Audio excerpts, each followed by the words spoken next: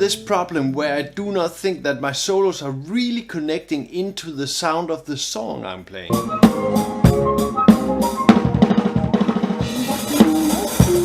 It's like I'm not really synced into the flow of the chords and the scales. And this is why I really want to share with you how I work my way into the sound of the changes of the songs. How I connect with the chords and the scales to make the most beautiful solos possible for me. This can be done in a few simple steps. For this I'm working on chord scale relationship, target notes and guide tone lines. And these three components are some of the most essentials in the making of beautiful melodies. Let's look into how to play beautiful melodies using chord scale relationship, target notes and guide tone lines. In one of my favorite tunes, Just Friends, the melodies almost place themselves when you find your way through the song. And for this we need a bit of groundwork. You need to know the chords thoroughly.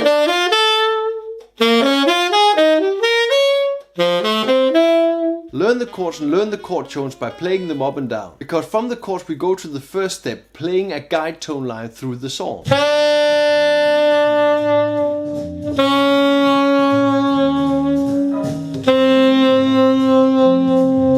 All the examples in this video are only of the first 8 bars of Just Friends to save a little bit of space for all the stuff I want to tell you. Get the full solo etudes in the lesson manual on Patreon. A little bit about the guide tone line. The guide tone line is a moving line from one chord note to a second chord note, moving the closest way into the following chord note.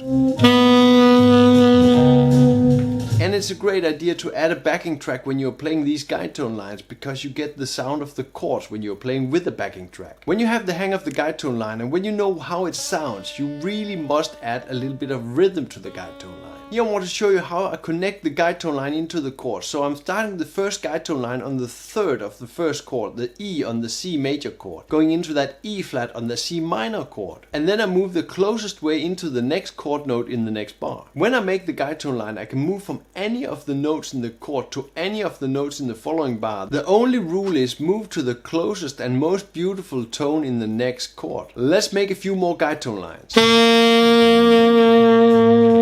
The basic idea behind this guide tone line is that I'm starting on the root of the C chord, the C, and moving the closest way into the next bar, the C minor, also playing a C, and so forth. Now try making a few of your own guide tone lines. Start on any chord note, move to the closest bar in the next chord. Keep going through all the chords of the tune. In the solo manual I have of course added a lot of guide tone lines, but the most important thing are full solo etudes based on these guide tone lines. So this becomes great assets in your solo playing, target notes, guide tone lines and chord note scale relationships. About the chord scale relationships, the next step is that we need to know the scale.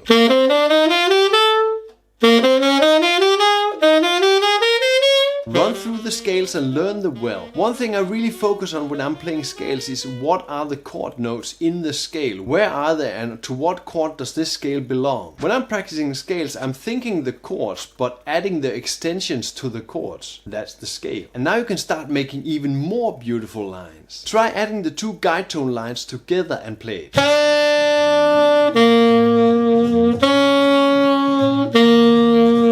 You hear that the line is getting more melodic due to the fact that you're using more guide tone lines put together, so more notes.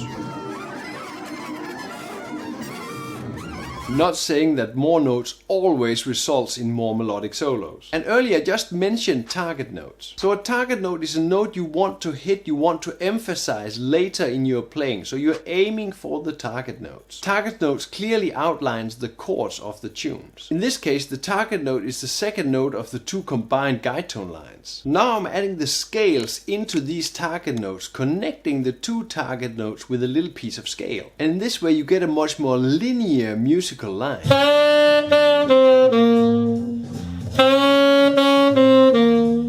When you use the second note as a target note and add the scale, you play towards that note and it gets much more emphasis in the sound. Try play the basic sound of this, but when you get a little further, add more rhythm to it.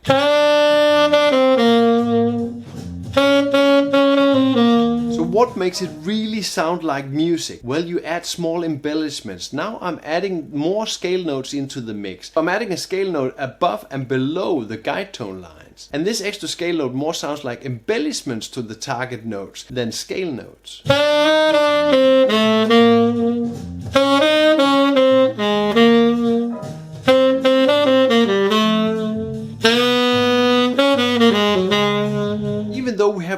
scale, you still need to make the target notes and the guide tone line the most important note in your music, because the target notes and the guide tone lines spell out the chords of the tune. Now see how you can embellish the target notes and using that whole part of scale.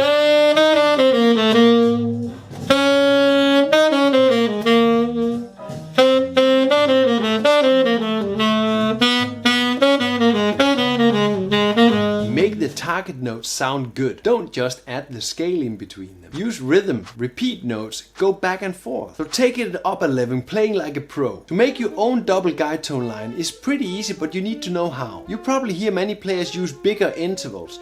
Well, take one of the guide tone lines and move it up an octave.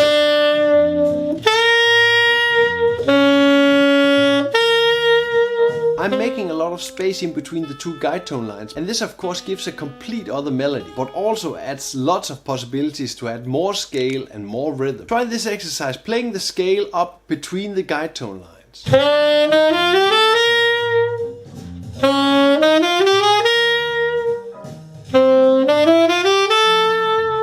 And after a while, when you're playing totally plain, it will sound a little bit boring. And now I'm gonna repeat myself. Keep adding more new rhythm to make that music happen.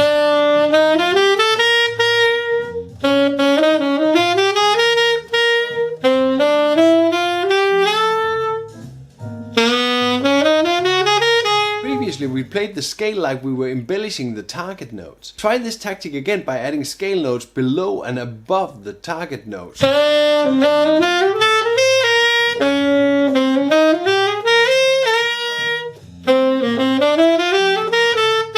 There's one more step in the process, and you probably want to add more than just the scale. Try inserting the arpeggio between the target notes.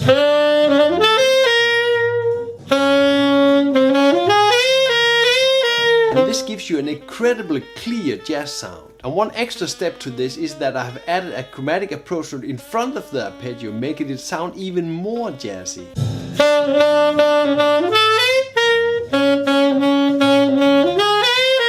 Working with the target notes, working with the guide tone lines, and working with the chord scale relationship is one thing.